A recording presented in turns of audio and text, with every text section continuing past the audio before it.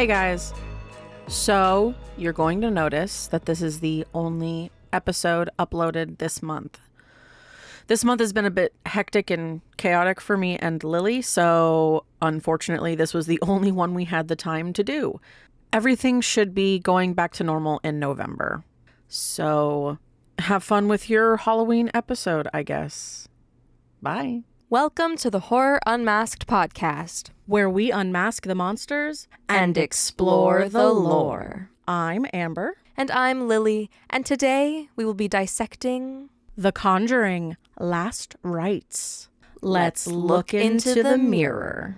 In 1964, an expecting Ed and Lorraine Warren investigate a haunting involving an antique mirror at a curio shop.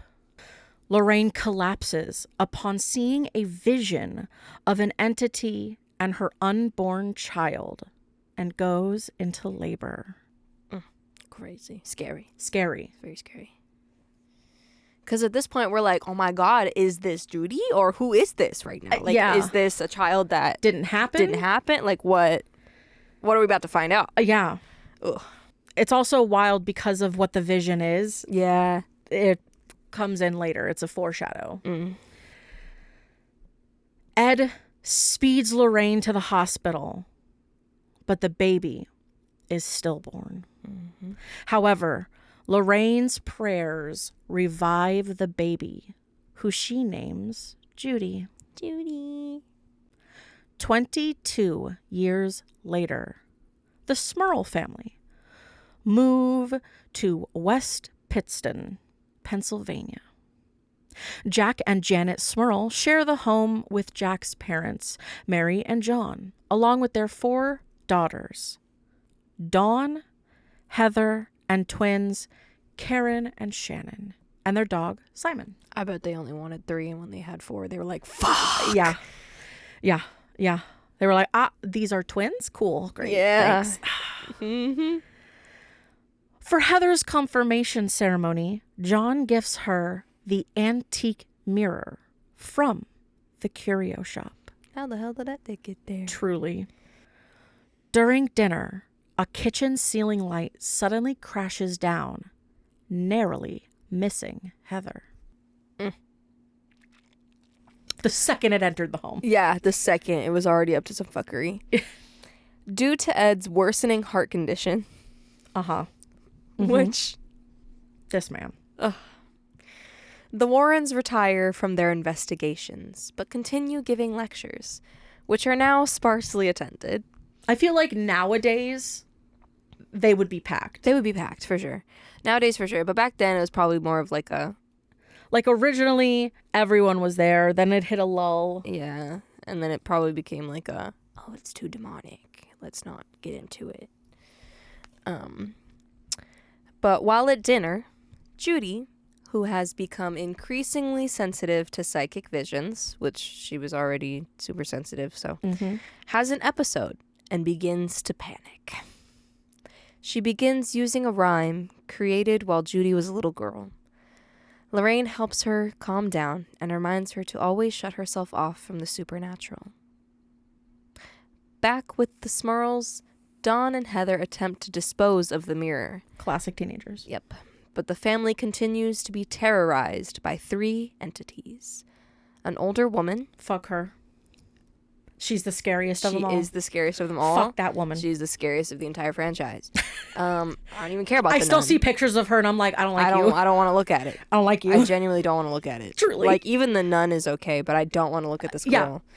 Give me the nun anytime. This old woman, fuck that nonsense. Bathsheba, I thought was kind of funny looking. Yeah. But that was their very first movie. Yeah. So obviously it is what it is. But then there's a younger woman. Not as bad. And then a man wielding an axe. And he's just creepy. Yeah. He's big and creepy. Exhausted, the family shares their story with the press in hope of finding help, which attracts the interest of Father Gordon. Spoiler warning. Skip ahead. Judy's boyfriend, Tony, proposes to Judy during Ed's birthday party, which she accepts. Yeah, because you always do that at your father-in-law's Birthday. birthday. future father-in-law. Yeah. The one that you're already scared to get approval from to begin with. And you're doing it on his birthday. He's got balls. I mean, it wasn't accident. It was not an accident. Lorraine knew what she was doing. Knew what she was doing. Lorraine knew what she was doing when she set that shit down. She touched it and she went, let me just set that there. Yeah, let me just set this right here. Very out in the open. Right where I know my daughter's going to come back to look at it. And my husband can't say no. Yes. Yes. Because who's the one with the psychic abilities? Me. So funny. Absolutely funny. So good. Because you knew. You knew. Yeah. She walked in. She goes, what's this? What's that? For me? Mm-hmm. Mm-hmm. Good the job, look Mama. that Lorraine gives to Good fucking job, Mama. Ed, and you're just like, oh my God. She knew. She knew. And the moment he just gives up and it's like, okay. Mm-hmm. Unable to obtain the Warrens' help, Father Gordon goes to the Diocese of Scranton to seek help for the Smurls.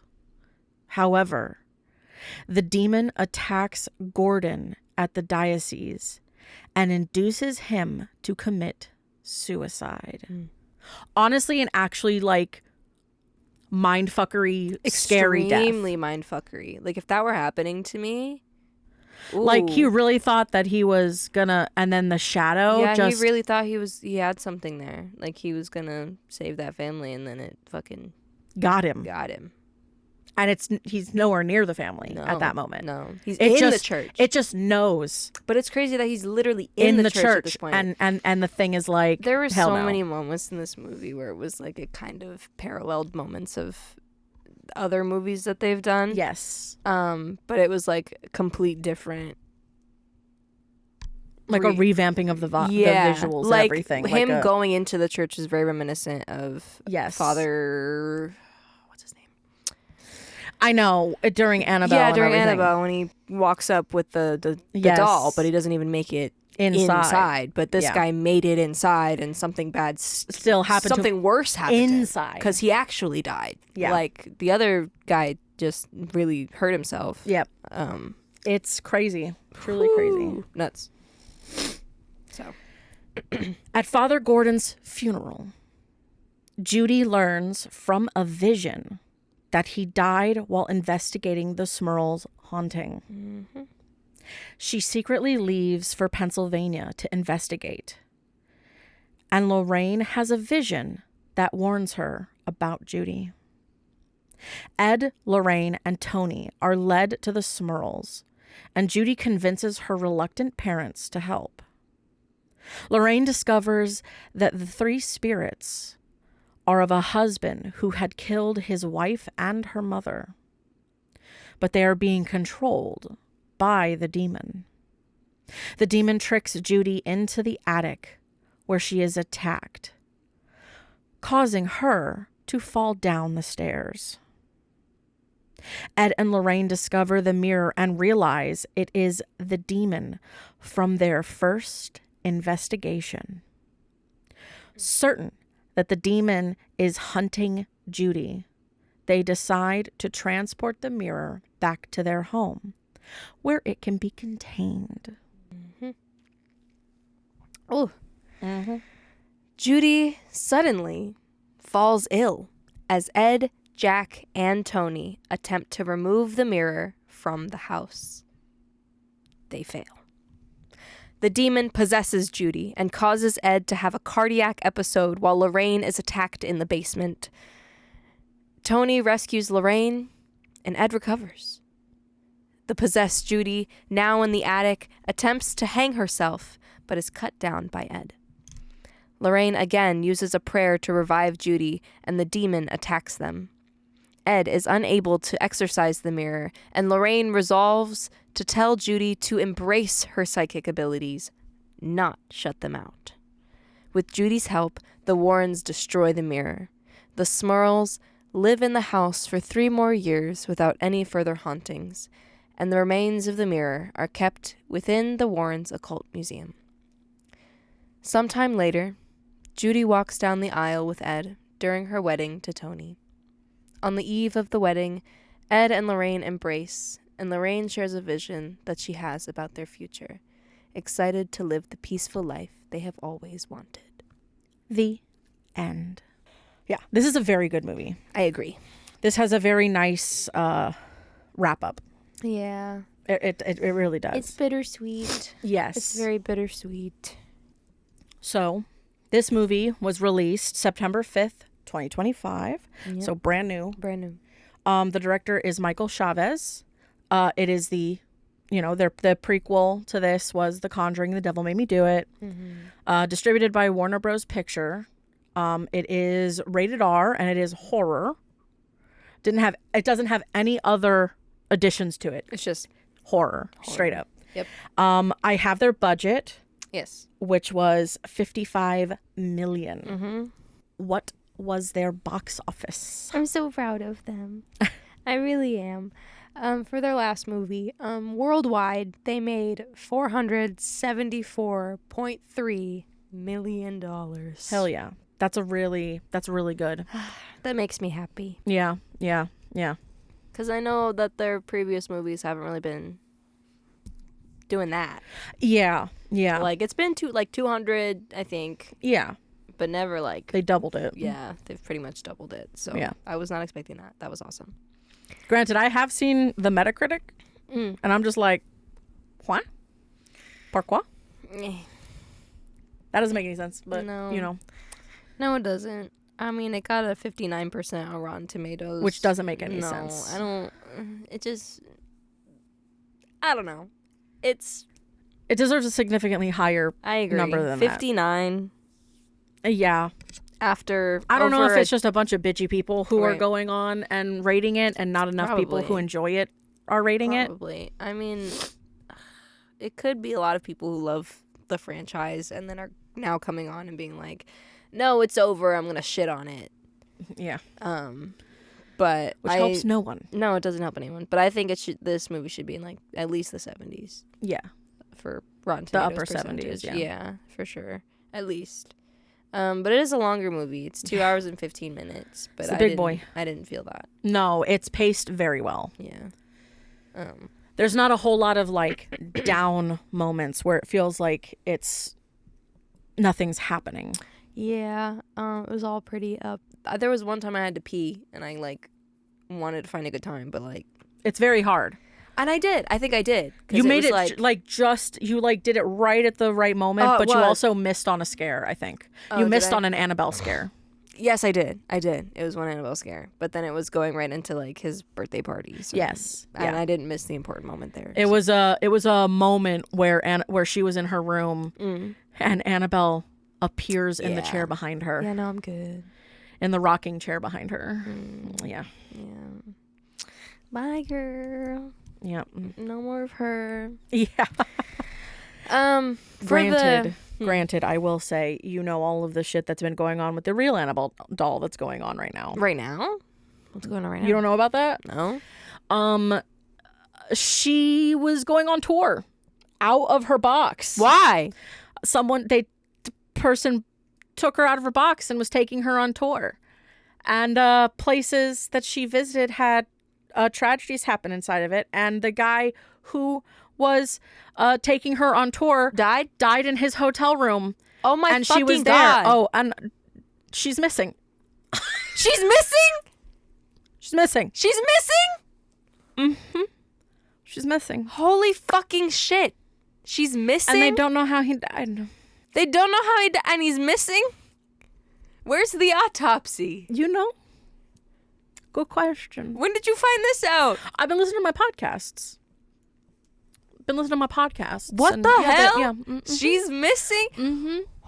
We learned nothing from these movies? She went missing. I think she went missing more than one time, but this was the time that's a little bit bigger because she was in the room with the dude when he died, and now she's gone. What tragedies happened at these other places? Like, I can't remember the specifics of them, but like on tour, 3 different things happened in one city. Idiot. You fucking idiot. He took her out of her do not open box. How many movies do we need to have about this? How many movies? Clearly more. Do we need 3 films for Annabelle is not enough. Not enough. Clearly. And in literally every other Conjuring movie, when you go into the room, they make a point to show Annabelle Oh, yeah. with the warning label. And even after that, she's always a problem in every film. She's literally in this movie. Yes. As a feature demon. Yes. A feature demon to terrorize Judy. Yes. Like, I can't. you know. But yeah. Are you fucking with me right now? No, I'm not. Are these true, honest facts? Yes, you can Google it right now and you can look that shit up right now. my That motherfucker God. died. Oh my God. Is he stupid? You know, I would say yes, because why would you ever? If it's a thing that says don't take it out of its case and you take it out of its case because you want to take her on tour. Take her on tour. Annabelle goes on tour. For real though. For real though, yeah. Mm-hmm. If they don't come out with another fucking movie about this in the next 5 years, I'm gonna be upset. Yeah, yeah. Because it's gotta be a post Ed and Lorraine Warren, what happened to their artifact room? Oh, yeah. What's being done with it now? How many other horror stories can you get with dumb people Dumb people doing dumb shit. doing dumb shit with things that were locked up specifically for decades? That For literally decades. say positively do not open. Don't Positively, touch. not just do not open. Positively do not open. But fine, we won't take her on tour. But we're gonna. And then she's gonna go missing while on tour. She's currently actively still missing. No, went missing on tour. And is. We refound. Oh, okay. Then he dies and missing again. What? Okay, well, here's the thing. All you gotta find is a Raggedy Ann doll with dead bodies in her wake. That's pretty much all you gotta Truly. find. That's really what you gotta look for. And that's how you know you found the one. Yeah. Yeah. Follow tragedies. If there's a bunch of multiple tragedies happening randomly in one town, which is what happened. Yes. Where? Do you remember where? No, I'd have to pull up the episodes that I was close listening to us, to. though, right? No. Okay, No. that's all I care about. But it's hold the fuck up. Let me see if I can remember where she did. That where isn't this all I care happened. about. I obviously don't want multiple people to die tragically because people are stupid and don't know how to read signs and watch movies and listen to warnings and be reasonable, I guess. I'm baffled, actually. They're trying to say now that she is officially back in her case. Oh, they're trying to say now. Right.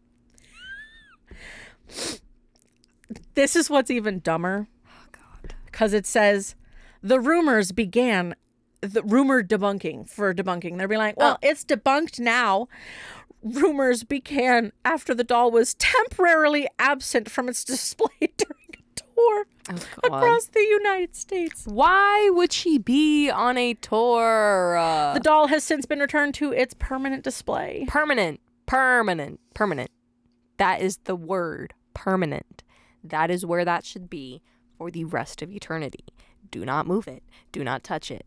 Positively, do not open. Like, Demonic Annabelle doll missing from hotel room where paranormal investigator found dead. oh my God.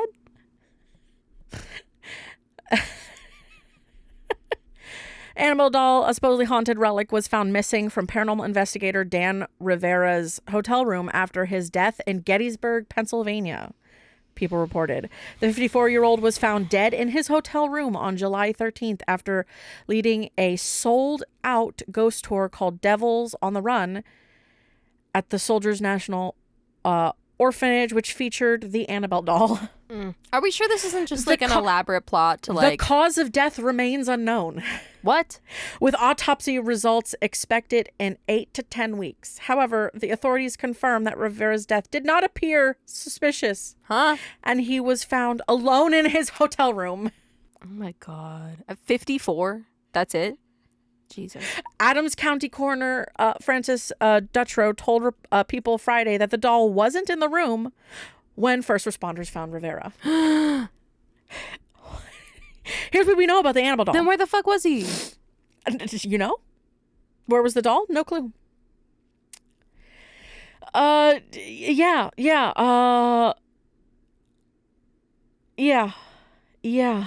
If y'all could see the way my brain is trying to put pieces Yeah. together right now. What are the conspiracy theories? Conspiracy theories. Conspiracy theories have linked Rivera's death to the Annabelle doll, despite police statements that nothing unusual or suspicious was found at the scene. Well, of course. Right. Some fans and followers are also speculating about the doll's curse, while others are paying tribute to Rivera's work and legacy. Mm-hmm. Yeah. Yeah, it was discovered in his hotel room by the workers. Mm. Mm-mm-mm. Yeah. That's wild. Mm-hmm. That is wild. No way that's like a a Blair Witch Project pre-Last Rites dropping. We're gonna No way. hype up and make it more. Because, I mean, I didn't even hear about this, though. So it's like, Yeah. how would that have been promotion? Yeah, it's just weird. Extremely weird. Extremely weird. Oh. Let's see. Oh, it states Yes. what his death was. Oh.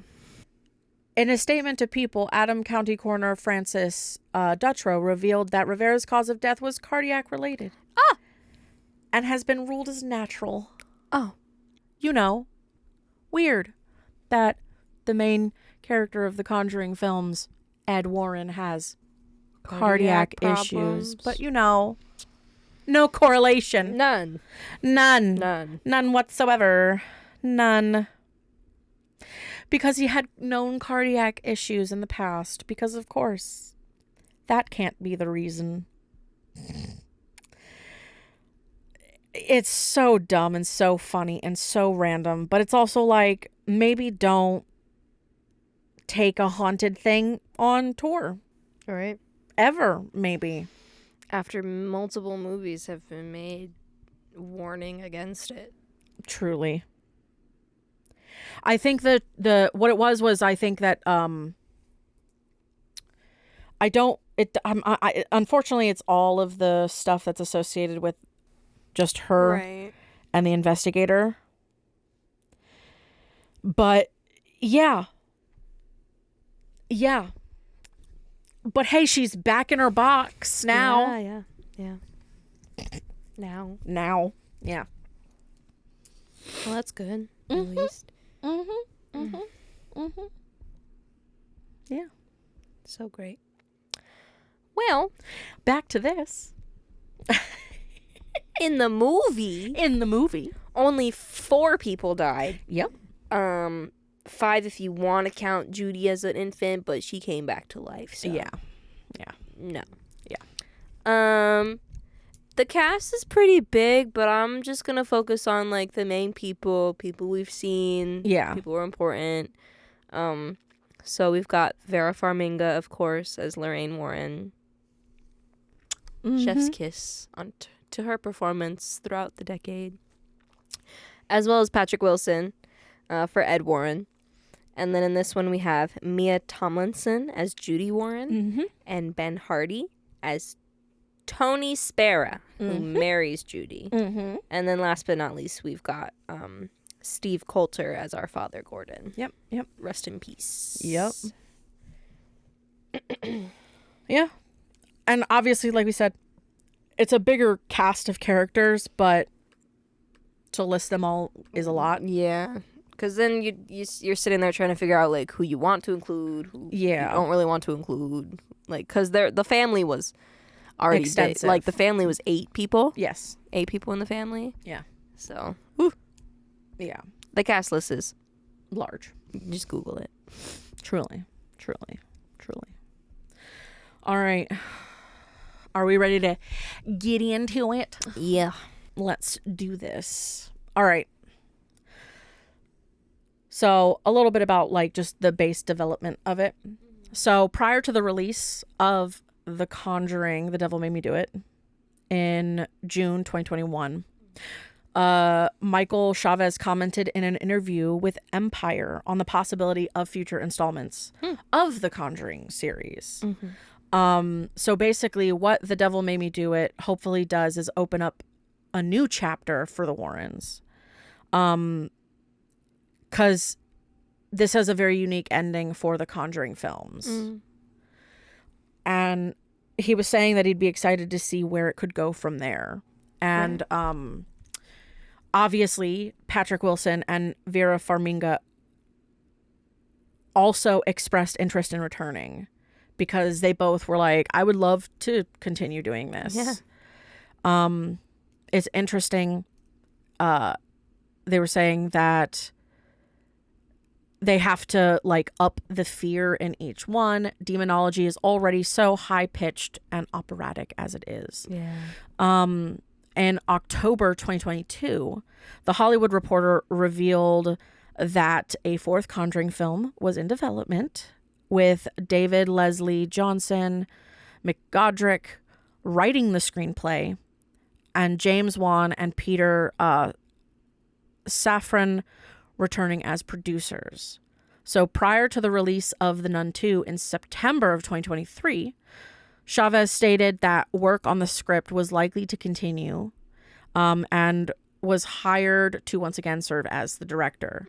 So in September of the same year, it was announced that Ian Goldberg and Richard Nang were completing rewriting of Johnson McGoldrick's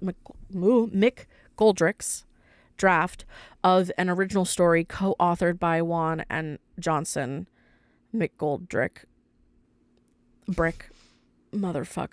Ben Hardy and Mia Tomlinson were added to the cast in supporting roles. Yes. So they were added in. A little bit of like, kind of like before it all started, and it was like in the works since Devil Made Me Do It. Yeah. We've been waiting a while though. Yeah. I mean, we got The Nun. Yeah. In between there. Yeah. But Yeah. it was still, what, 4 years? Like I've Yeah. had It's a whole been life. a while. I've had a whole life since the last one. So the production designer was John Frankish, and they knew instantly that making the home the dark heart of the Conjuring Last Rites was the way to go. So obviously the home of the Smurls was kind of like their centerpiece to everything. So everything else would fall into place. And again, the Smurl house was the first thing.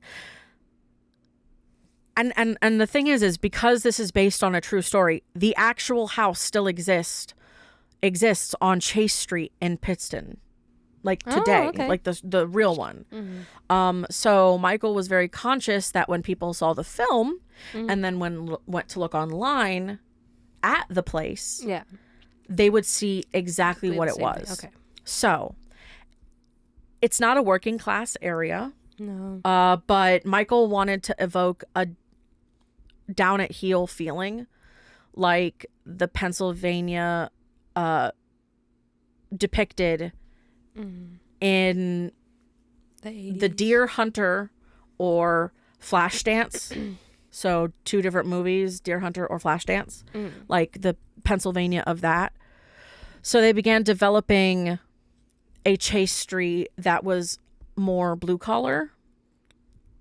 Then came the idea of the steel mill at the end of the road. And that works. Yeah, that thing is huge. Exactly. It works beautifully at night.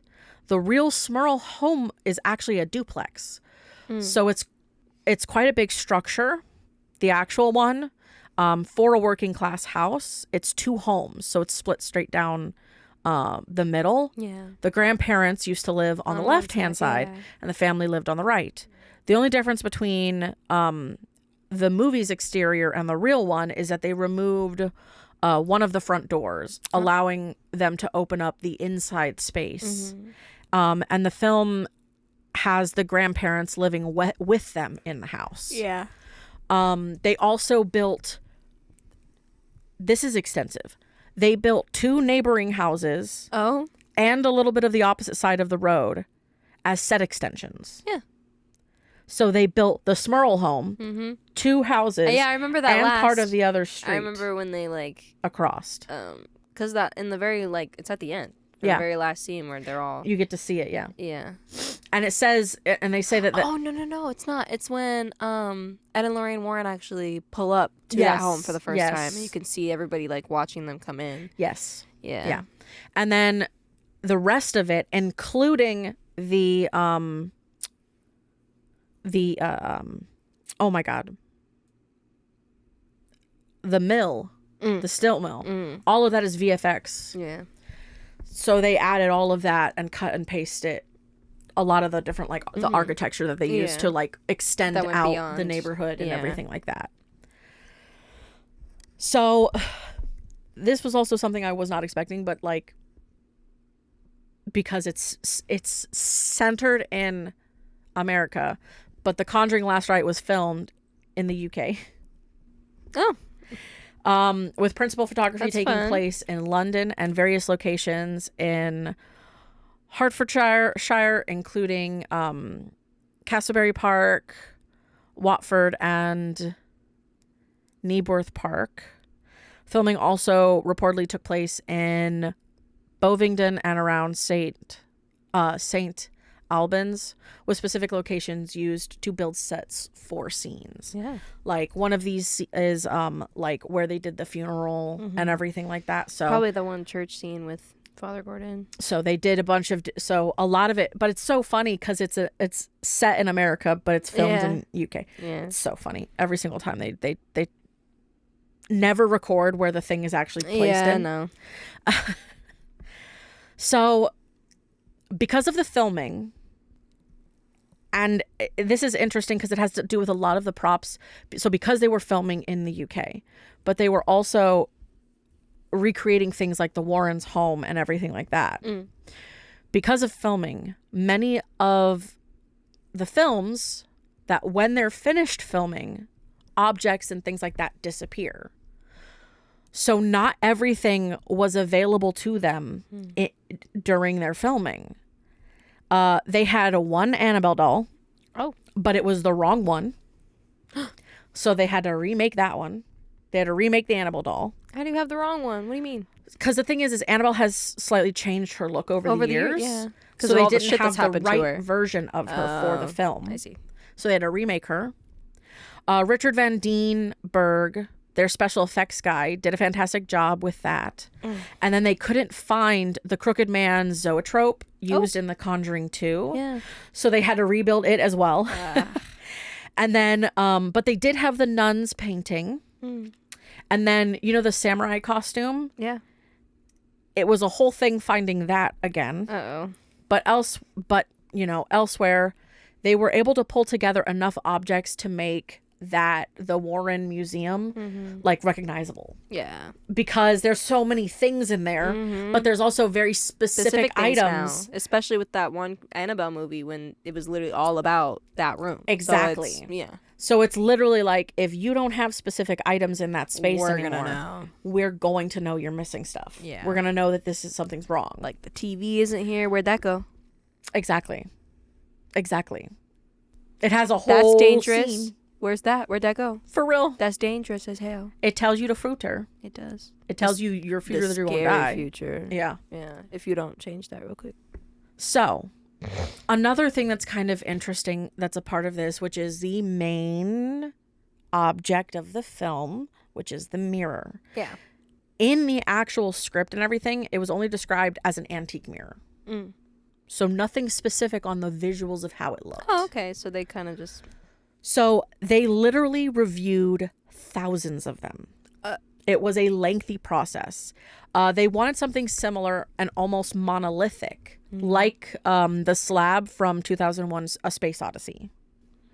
So there's a big slab in that film. That kind of, it's a big object that kind of feels like its own imposing figure. So Michael wanted to lean into what they thought was of audience expectations. So they examined a wide range of Bavarian and German wood carvings, similar to those found in old churches. In the end, they decided on the 3 cherubs and a mother figure because 3 ghosts were haunting the Smurls. Yeah. But being controlled by one demon. Exactly. But one morning they had a variety of design images displayed on the wall, and actually asked the rest of the crew to put a post-it note on their favorite one. So, because they had to make a decision quite early on, they couldn't use real glass either because of the fact of it being used in action, and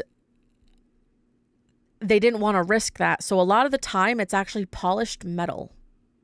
The glass is actually polished metal. Okay. A lot of the time. Fair enough. In that mirror.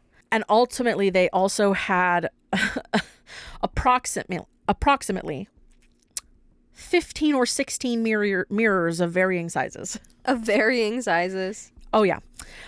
They had a 10% and a 15% larger one. So incremental. They had them with different mounts so that they could attach them to different, like to dollies and stuff like that. They also had a stunt one that was rubber. I mean, that's fair. That thing was probably super fucking heavy. For real.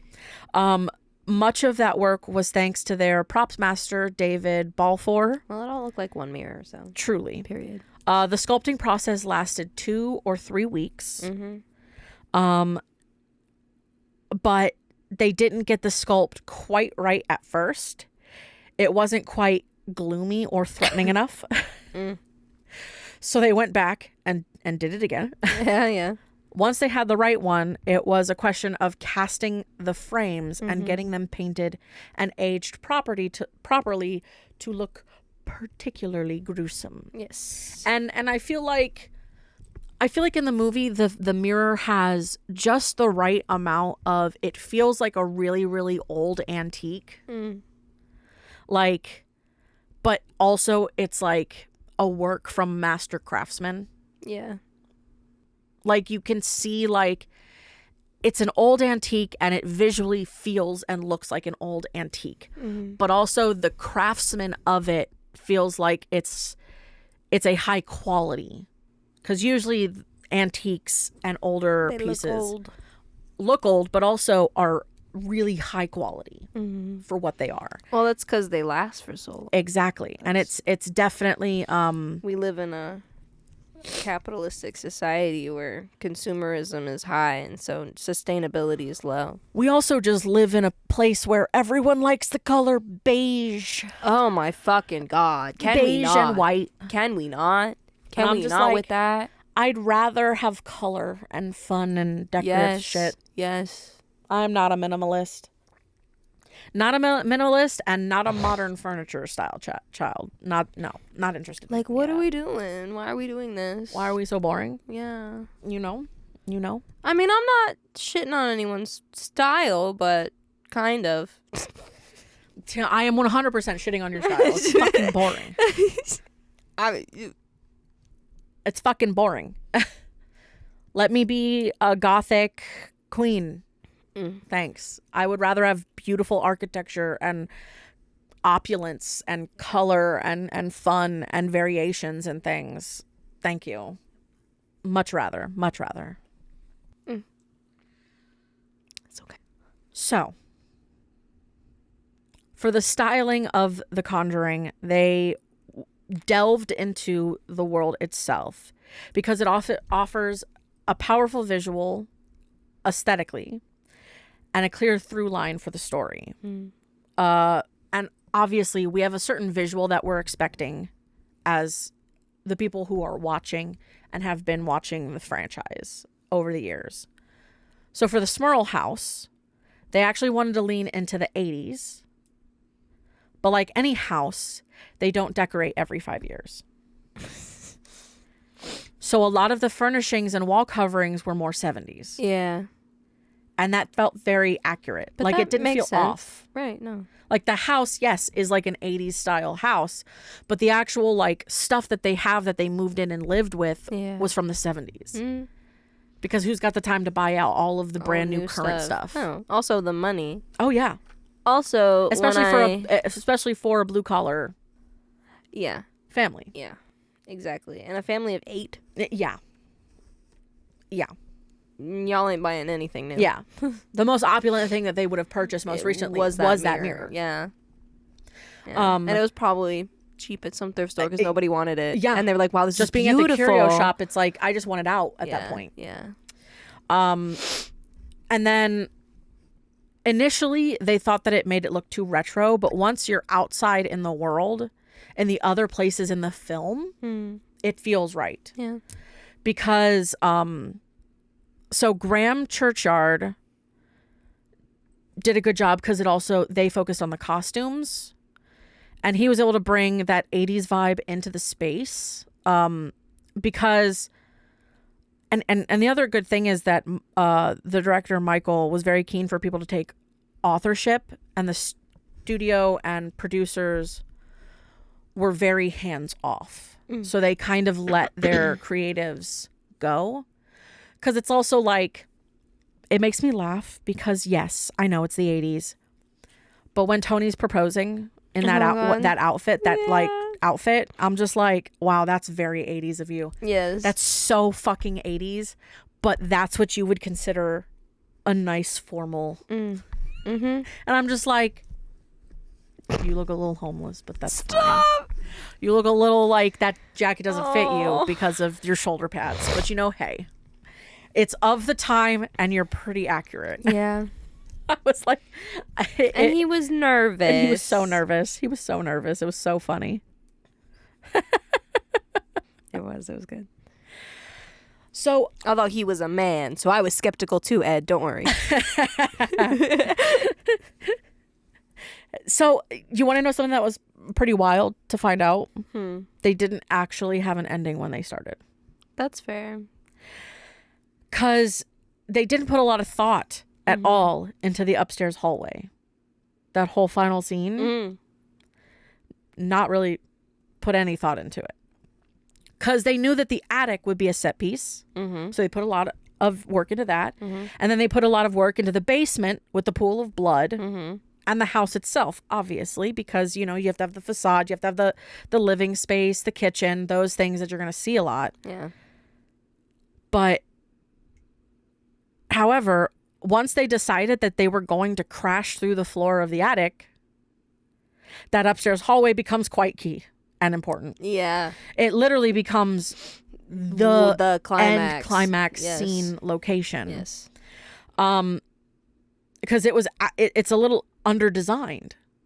And they were actually concerned about that. Oh, no, not at all. But in the end, it was fine. There's enough going on. Oh, yeah, you're not even. That you're just like, this is an upstairs landing. Yeah, no one's really caring about this. Like, the most important piece, honestly, at all, is that railing. Yeah. Like, the fact that railing looks the way that it does and is the way that it does because of what happens in that scene, that's the only thing that was important. Yeah. Like, anything on the walls didn't really matter because we weren't really paying attention to any of that. I was not looking at that. No. So I honestly, I was making sure I wasn't looking at a demon. Truly, I think it worked out in the end, regardless of anything.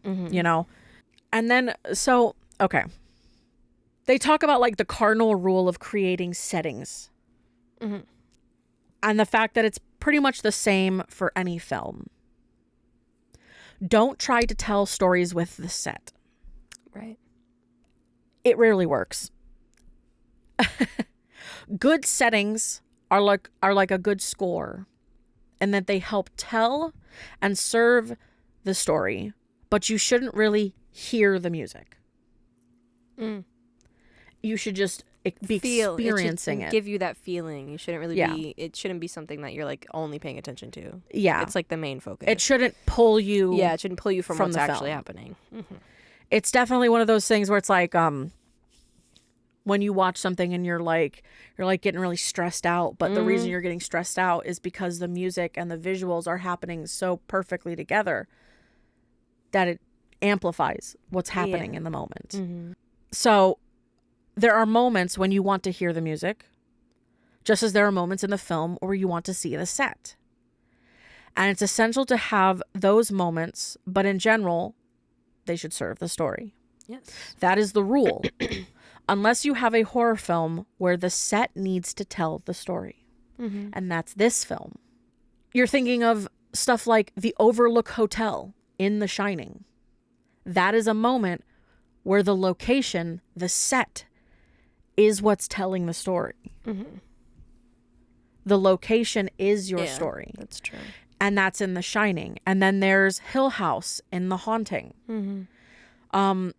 So funnily enough, if you remember in The Haunting, there's that scene where Eleanor is in bed and there's only there's an oak leaf design in the wallpaper.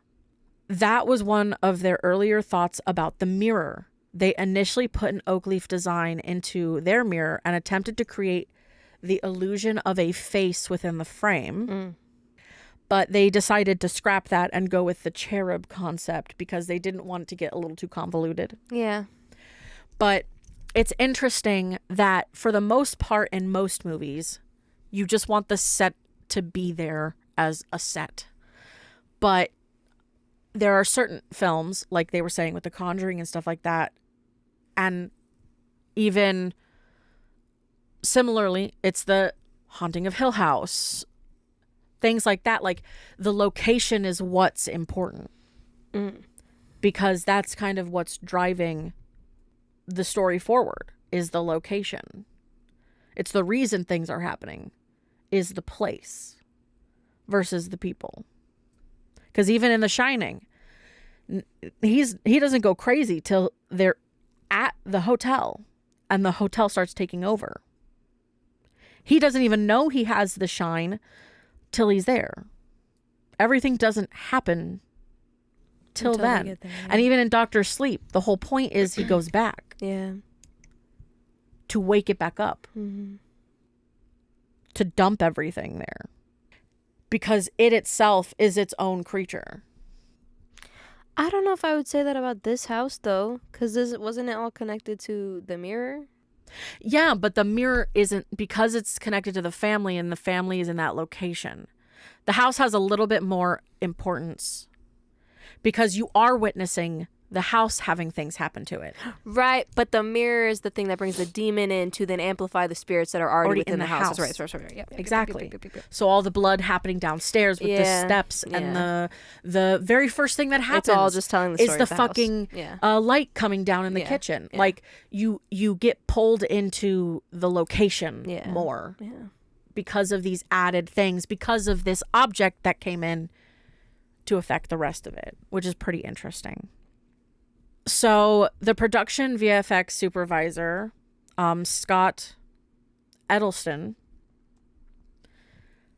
was talking about the fact that they got a call from their good friend and producer, Eric Bruneau, who basically, when this was starting, was asking him if he'd be interested in working on a horror film. Since at the time, most of his recent work had been superhero stuff. And the chance to dive into horror felt like a new challenge. And because he already loved the genre, it was easy for him to jump right in.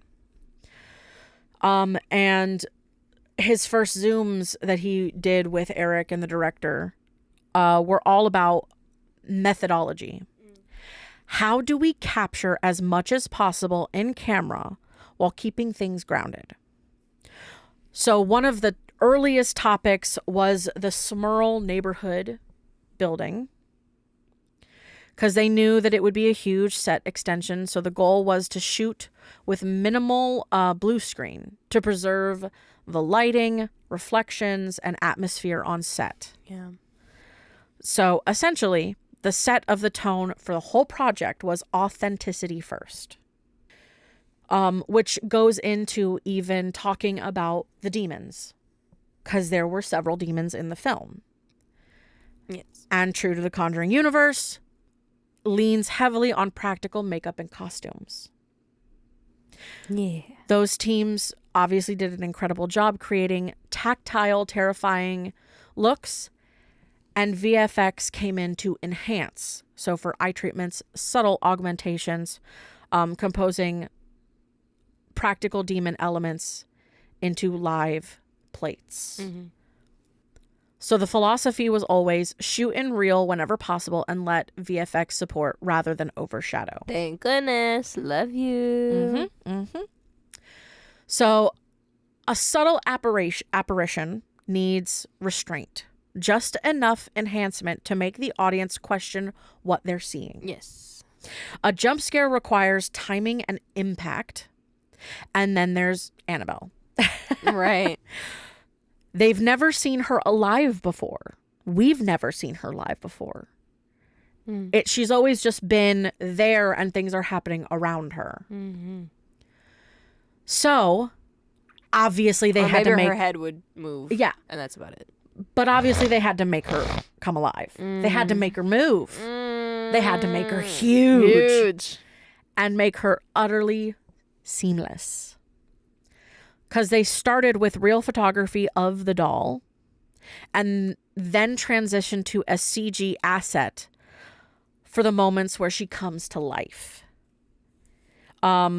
Obviously, it was unsettling and a blast to give Annabelle motion for the first time in the film. And she's creepy. Yes. Very creepy. And most of the demons and everything like that, all of that was done with special effects makeup. So the bitch we don't like, that was real. Yeah, I know. That was real. I know. I don't like it. Nope. They've always been good at that, though. They've always done FX first, and VFX as just a help along in the end. Yeah.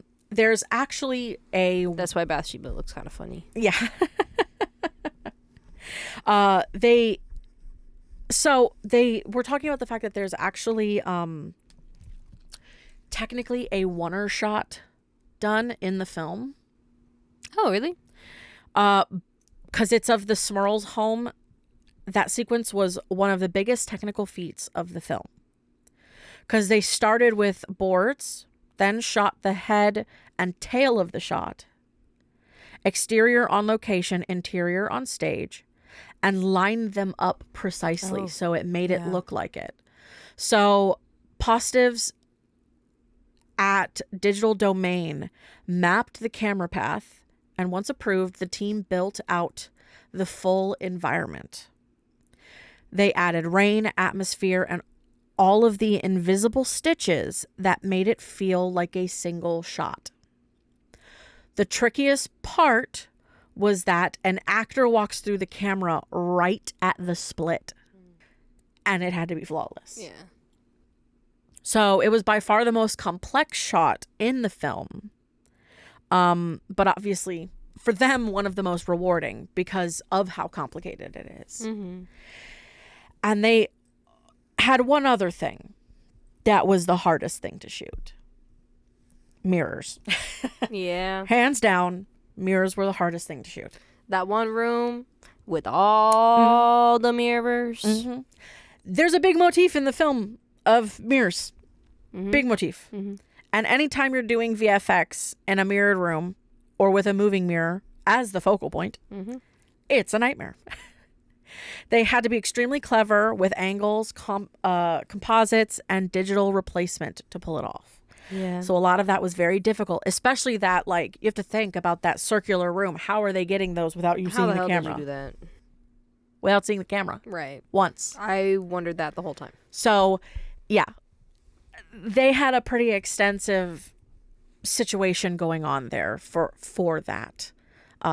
But it ended up as a absolutely fantastic film. Truly.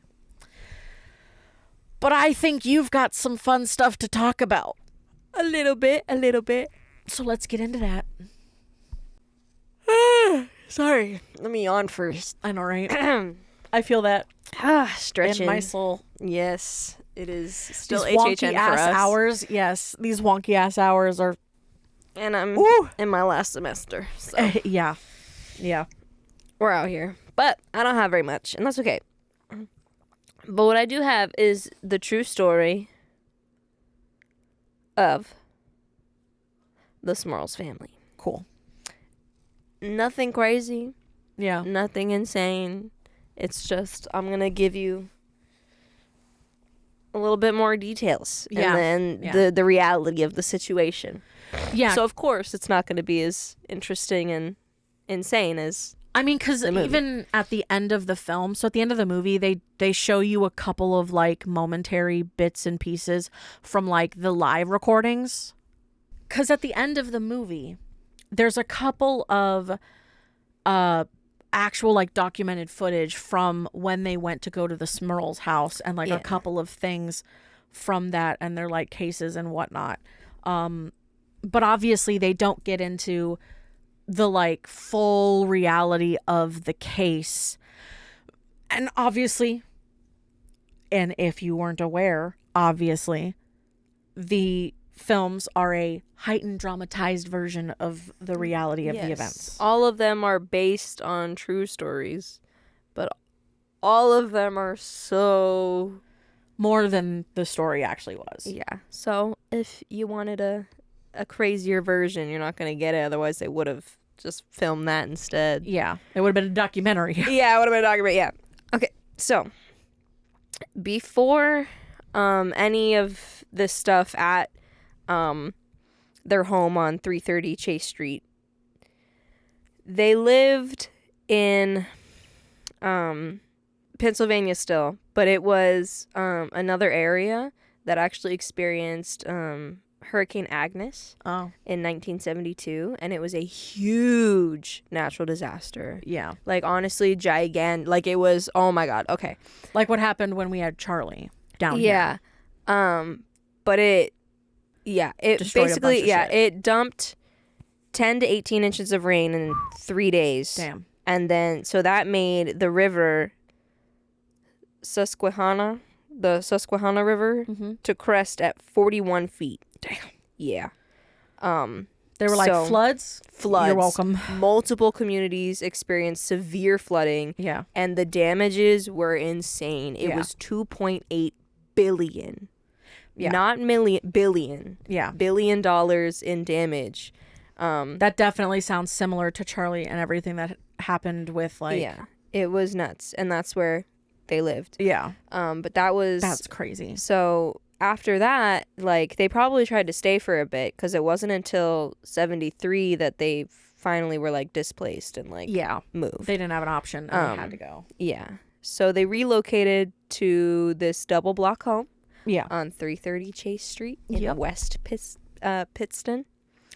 The whole 8 of them. And like you said, it was like one of those houses that was split. So it was a duplex. Yeah, duplex. So Jack's parents, John and Mary, lived in the other half, while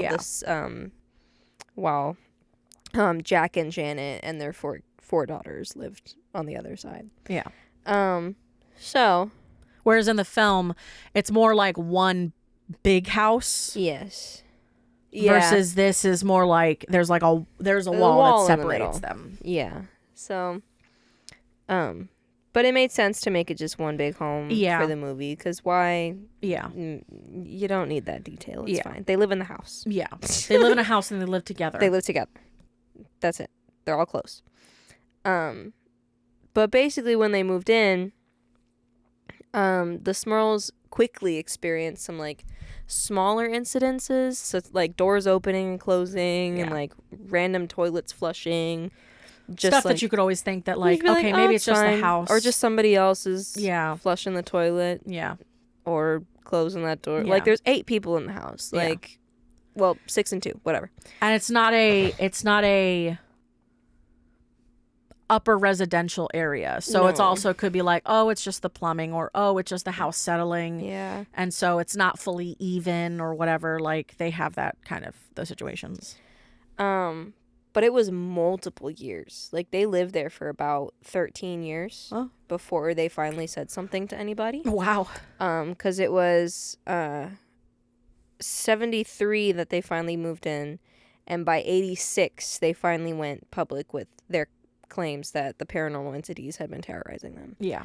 So it had been a long time, but at first it was probably a couple years that smaller things were happening. And and then it started ramping up. Yeah, and then it really started ramping up. And some people don't really understand this. They're like, why won't you just move? Why would you stay there for that long? It must be a lie. I'm like, no, dude, sometimes you can't afford that. You can't afford it.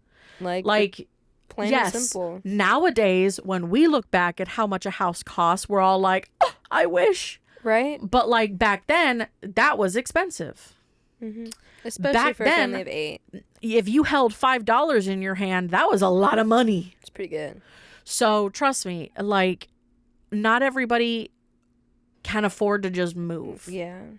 Which is a lot of the reasons why a lot of these families ran into problems of like, oh, they're only saying this because they want a better home. Yes. That's like, I'm like, maybe, but it's also, they kind of are stuck there. Yeah. So. Yeah. So there's that. But they finally went public, and Jack finally came out and said that he was sexually assaulted by a demon on multiple occasions, and that a spirit had thrown one of his children down a flight of the stairs. Yeah.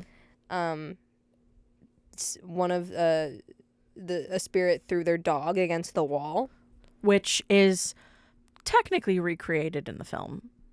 Yes, it is. Yes. The dog was okay, so I'm cool with that. That's all I care about. Right?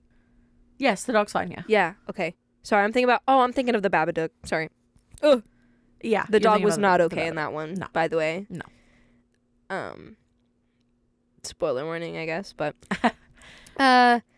the family also claimed to hear blood-curdling screams and animal grunts within the house. Yeah. And that there were horrible smells that came from inside the house.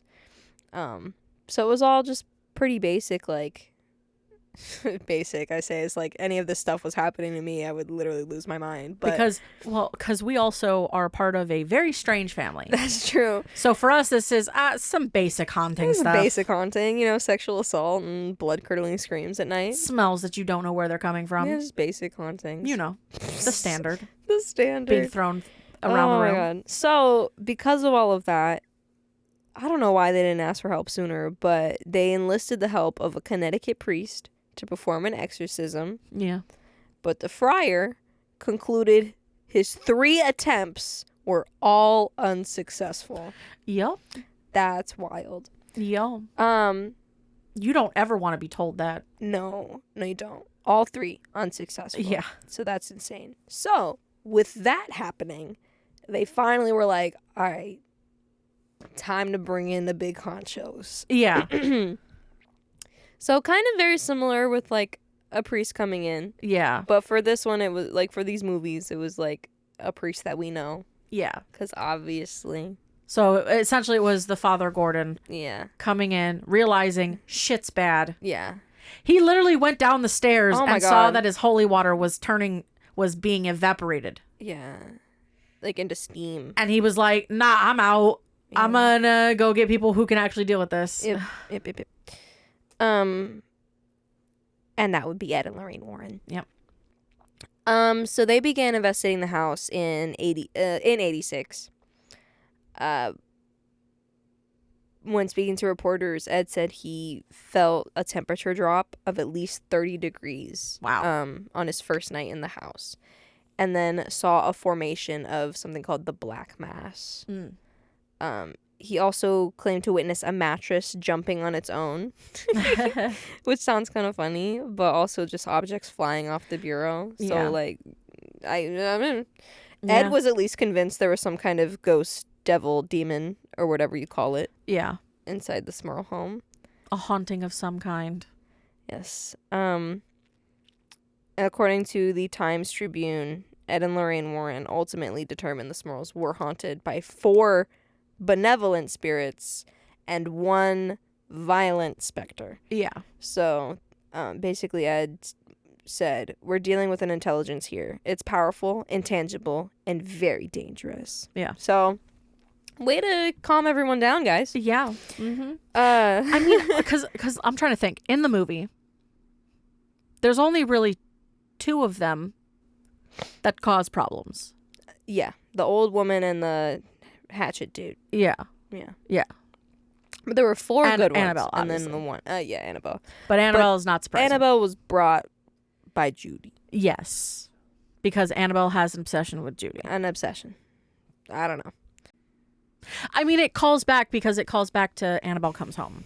Yeah, that's fair. So that's kind of where that started. And you get a little bit of a flashback as to like that being a part of the origin as to like, it's part of it, not 100%, but part of it. I get confused sometimes. There are multiple demons within this franchise. Yes. So it's like many. the nun is one demon. Yes. Annabelle is a completely separate demon. Yes. And then there's this new one here. Yes. Annabelle's just hitching a ride for funsies. Yeah. Yes.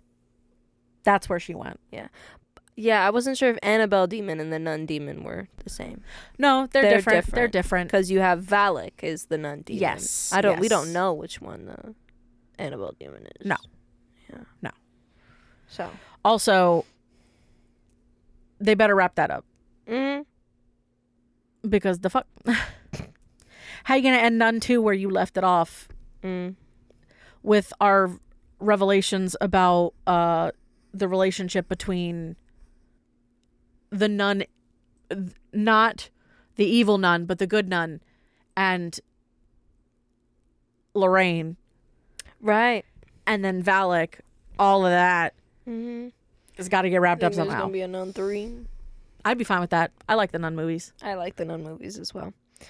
So I'd be okay with that too. Yeah. And they just said this is the last Conjuring. Yeah, this is the last movie. Conjuring film. Conjuring film. They never said anything about the Nun or Annabelle or any other spinoffs they might do with the new couple. Yeah, exactly. Because Judy and Tony. Yeah. Are now a thing. Yep. Totally sidetracked you. That's okay. So yeah. Because there were 4. That's why I interluded, because I was like, you were like, there are 4 demons. 4 demons. Yeah, there are 4 demons. Well, 4. Well, no, 4 not 4 spirits. Demons. 4 spirits. One violent entity. Yeah. Which is interesting because it wasn't said it was a demon. Because it's 3 entity. spirits. Yeah. 2 of them are, in the movie at least, 3 spirits. 2 of them are more dangerous. They're not benevolent. And then Annabelle. Yeah. Decided to be like, fuck you, I'm fucking around too. Yeah. And then the monster, the darker so spirit there were on top. still technically 5. Yeah. In the movie at least. Still technically. Actor and playwright Jason Miller. Mm-hmm. You know, the guy who played Father Damien Karras in the 73 movie adaptation of The Exorcist. Yeah. Yeah, he visited the home. He didn't seem to fully believe their claims of a demonic haunting, but he did say that the infestation would definitely hurt the family. I don't know. Okay. You're an actor. Not an actual paranormal investigator. You're an actor. He didn't fully believe the demonic haunting, but he did say there was an infestation. Right. Okay. It's in quotes, though. Cool. Yeah. Infestation. The fuck does that mean? Yeah. I mean, he could just be saying, like, whatever they're on is really gonna, if they keep going down this path, it's not gonna be good for them. Yeah. Could be that kind of thing. But I don't know. But even in the movie, they show that they regretted going to the press media about it. Well, they also, because it's also one of those situations where it's exactly the problem. You go to the press, it automatically makes you seem sus because it makes it seem like you're trying to get publicity and money and things like that. That's why you just go to the people who need to know about it and no one else.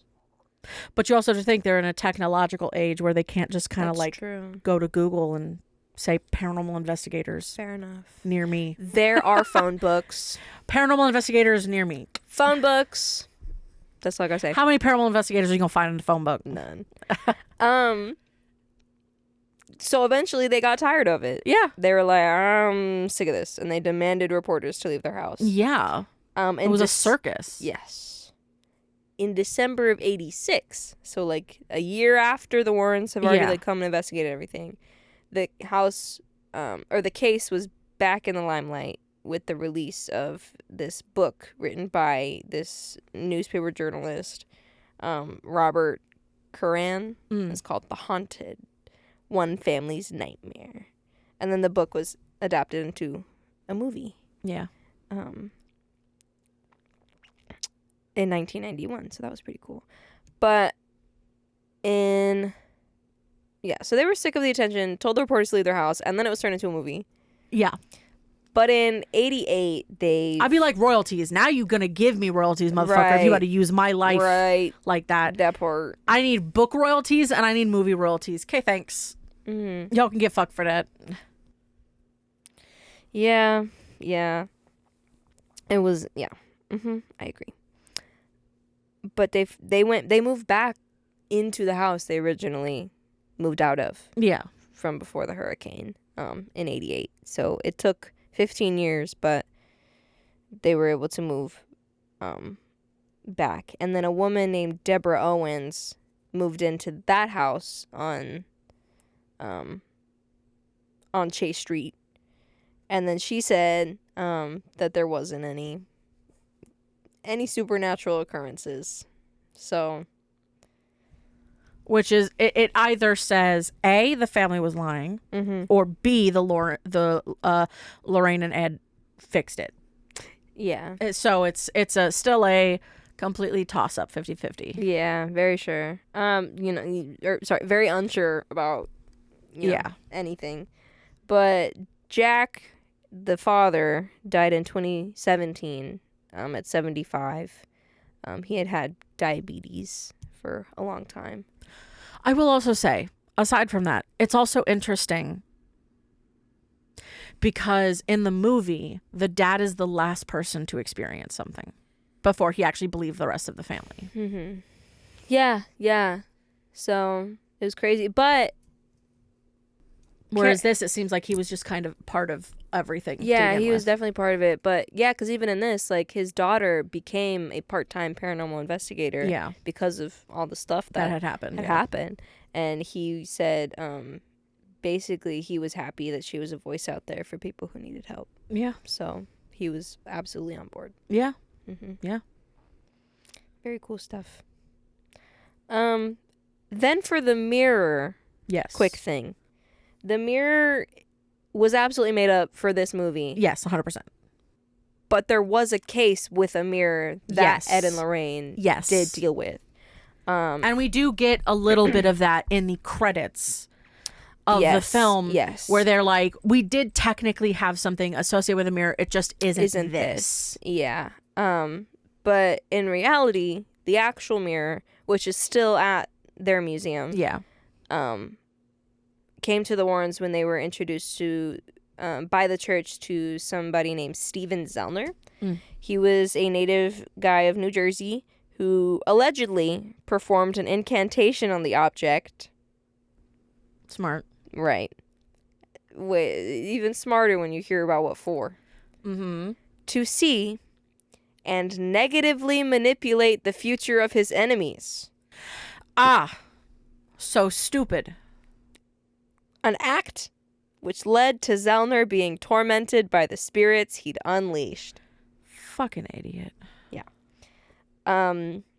So eventually Zellner got the Warrens to help him exorcise the spirits and then gave them the mirror for safekeeping. Yeah.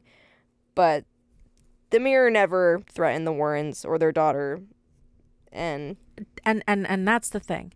Again, in regards to at least magic or practicing in any kind of thing like that, spellcraft of any kind, hexes and janks aren't really a good idea to ever do. No, negativity comes back on you tenfold. Tenfolds you. So it's just not worth it. Most people who do that kind of the spellcraft know that. Yeah. The fucking second you start thinking negatively or with greed in your mind, it'll fuck with you real fast. Yes, it will. Yes, it will. Magic has a price. But that's the reality of the situation. Yeah. Was that all your notes? Yeah. Yes, it was. You got a 1 star for me? I got a long 1 star. Oh, shit. Somebody had a lot to say. Someone had opinions. Someone had a lot of opinions. How correct their opinions are. Let's find out. See. A profound exercise in cinematic futility. Oh, You already sound like a pretentious douchebag. dickhead, yeah. Futility. Cool. Let's go. Profound exercise. Uh-huh. Bruh. Okay. You're just trying to fill that word count, motherfucker. Yes. Okay. Conjuring Last Rite. Didn't even put it in quotes, but didn't actually spell it right. Motherfucker. Represents a catastrophic failure in virtually every aspect of horror filmmaking, delivering an experience so thoroughly devoid of tension, atmosphere, or basic competence that it transcends mere disappointment to become genuinely offensive to the medium itself. God. You wear a turtleneck, don't you? You think you are just the coolest little shit in the world. I know everything. I know all the words. And all of the things. Shut your Because mouth. I know how to say catastrophic failure. I'm like, just, you're like filling this with like big words and too much of everything. Did ChatGPT write this? Truly, it really sounds like a robot wrote it. I would not be shocked. Anyway. Narrative purgatory. Mother of God. He has a thesaurus sticking out right there next to his. And he's like, that's a good word. Let's use that one. Yeah, man has bullet points and This motherfucker went through the thesaurus, found words he likes, and said, ChatGPT, give me a negative review. Yeah. With these words in it. Yes. No, literally, because with the fucking headers. Also, you're killing me. How the fuck you gonna spell the movie wrong? You're killing me. Narrative purgatory. As someone with an extensive collection spanning the horror genre's breadth, from atmospheric classics to modern psychological thrillers. Shut the fuck up. Hyphenated. So, ChatGPT. Mm-hmm. I can confidently state that this film achieves the remarkable feat of being less engaging than administrative paperwork. Size in ChatGPT. The pacing is so lethargic and the dramatic beats so predictable that reviewing tax documentation would provide superior entertainment value. At least spreadsheet formulas occasionally surprise you. Swear to God. What do you mean spreadsheet formulas occasionally surprise you? I feel like this is how you actually live your life. He's an accountant. He's an accountant. Oh, God. Of course he knows. Numbers make him happy. Horny. What? Here's the next header. Horror without horror. The film's complete inability to generate even the most rudimentary sense of dread is perhaps the most damning failure. Horror cinema depends on the careful orchestration of tension, atmosphere, and release elements that are entirely absent here. The scares are telegraphed with such obvious setup that any potential impact is neutered before delivery. Okay. Honestly, I don't even care to go on. Yes, college student who isn't actually ever doing their own work and just resubmitted this. Because this sounds like some college kid who had to have something due for a class. Right. But I'm not really understanding why they went so in-depth. ChatGPT. For real. To post this on IMDb. Like, what are you doing? Maybe they're in like a film degree and they're like, you must submit at least a review on this and send a link with the review. And I'm just like, your review is ass. Your review is ass, and there's literally, you don't even have, you think you sound so smart and then you don't have any examples. There's no substance. There's no examples, and then you don't analyze your example. I can bite into this and it tastes like air. Right. It's not even marshmallows. It's just air. Like, where it doesn't even sound like you watched the movie. It doesn't even sound like a human with thoughts and feelings and emotions. No. It's so obviously not written by you. It's like there's times to sound like a robot in your papers. Sure. There are. There are absolutely times where Your papers are probably going to sound like ChatGPT because you gotta just sound professional and to the point. And even in professional wording, you usually can still you sound like a fucking human. Why are you writing a review? It's supposed to be your personal opinion. Yeah. And this review has nothing. No examples, no good information. It's just you basically being bitchy to be bitchy. I'm lost on it. And I'm not gonna read the rest because I don't care. It's like, for word count sake is for word count sake. Yeah. Like, I get it. I truly get it. Sites like IMDb and things like that, the more you do word count, the better it is. And the more likely it's to get looked at. But, like, at least I have think substance. There are ways to use ChatGPT, and there are not. And this is one that is not. It is your own opinion on the movie. Why are you... just why? I mean, if you're writing a paper, the only acceptable form is to be like, here's my ideas, here's what I want to do with it.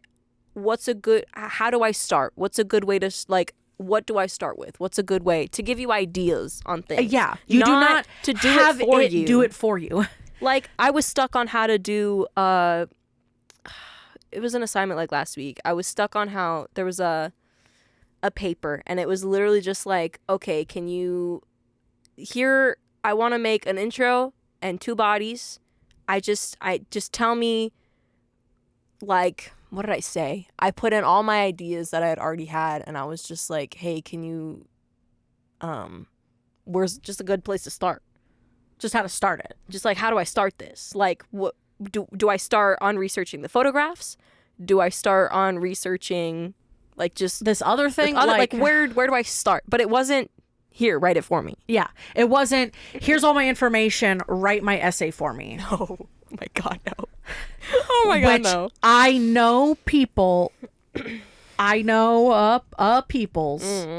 peoples in a photography program who they only use ChatGPT to do their assignments. Why? That is not how you learn. And they are from a professional family background of photographers. And I'm just like, you know better. Like, that just proves to me that you have no real creative instinct. Right. Mm-hmm. Yeah. I'm like, there's a difference between, it's just like, the way I see ChatGPT is the same thing I see VFX and CGI. Right. I Treat agree. it the same way. I agree. Honestly, in like the exact way. Like, it should be all of your thoughts and ideas. Yeah. But maybe asking AI, it's the same thing as Grammarly, is what I'm thinking of. Okay. It's like, take your paper and put it into Grammarly to fix your mistakes. Here's a good concept. My brother, Chris, he does woodworking and he makes furniture. Yes. But he'll go on there with like ideas and concepts. Yes. And he'll get like images to be like as a base reference. But he's not going to copy it a 1-for-1. No. Like it might be, he might get 3 different concepts and take bits and pieces from each one that he really likes. Exactly. So it's exactly tool versus crutch. Just like in here when they say it's the what is it? Where they're like you have to, VFX is one of those things where it's like you have to do, the philosophy is always shoot in real whenever possible and let VFX support rather than overshadow. Yes, that's what it is. That right there. That's key. Yeah. I don't care how many discussion posts behind I am. I'm not ever gonna putting the question in. No, because and just being like, write my paper. Because why are we doing that? The other big thing that at least professors do is they start to learn your voice, and they know when it ain't you. Yeah. Now, depending on the professor and how much of a good professor they are, will depend on whether or not they give a fuck, and that's your defining characteristic. Yeah. But yeah, no. That review basically is words, big words, words, words that don't mean anything, words for words' sake, and no substance. Mm-hmm. The last sentence says, save your time. Watch paint dry instead. It has better character development. That's how I feel about reading this comment. This comment. I literally stopped halfway through it because it's just not worth reading it the rest of the way. Because there's quite literally nothing there. You're not giving an example or referencing anything or even previous projects. No, nothing. You're just like, I don't like it because I don't like it, and I don't like it, and I don't like it because I don't like it. Mm-hmm. And I'm like, well, why don't you like it? And I understand. I literally recently bitched about this on my own personal state in regards to photography. I like it because I want to do it. Mm-hmm. Not every time do I need to have a reason as to why I like it and want to have to do it. But if you're going to leave a fucking review, you better have a reason. Yeah. There's a difference between doing it for yourself and not putting it out in the world and putting it out in the world and being like, I don't have to tell you why. I'm sorry, you just wrote a review, a long ass review. Why are you going to use so many words to tell me absolutely the fuck nothing? Right? Right? Why are you wasting the resources on ChatGPT? For real. Like, ChatGPT is not good for the environment, right? Truly. It's so bad. So what are you doing wasting your breath on a review? For real. Okay. Anyway. That wraps it up for us. Mm-hmm. We'll see if any Conjuring stuff, at least maybe not Conjuring, but inside the universe, like maybe another Nun or whatever else comes out its way. Because I definitely feel like this world is not done. It doesn't feel like the world is done, necessarily speaking. Right. They definitely need to, at least in regards to the Nun, wrap up that storyline. Yeah. I agree. Like, hold on, let me see. Nun 3. Yeah. See if that's going to be a thing. Because I would feel like it would be. Like, there's a possibility that it could be. Yeah? A third Nun movie has not been officially confirmed, but it is considered likely. So, and that's, I mean, honestly, and that's the way that we feel, truly. Yeah. That it would be likely because there are story beats that are not completed. Yes. But yeah. Our next episode is going to be on Black Phone 2. Don't forget, rate, review, comment, subscribe on all of the things. You can send us an email at horrorunmasked@gmail.com. If you have any movie suggestions, or if you just, want to talk or give us anything or talk to us about anything, any of your weird stories or other whatnots inside of theaters or experiences with movies, go ahead, drop us an email. I am still saying that our social medias, unfortunately, right now are under construction deeply. Nothing is probably going to happen with them till the following year.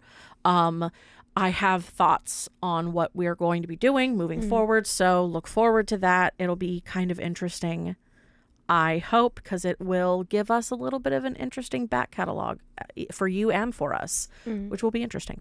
And obviously, listen to us on all of the places where pods are cast. Again, if we're missing anywhere that you want us specifically, send us an email.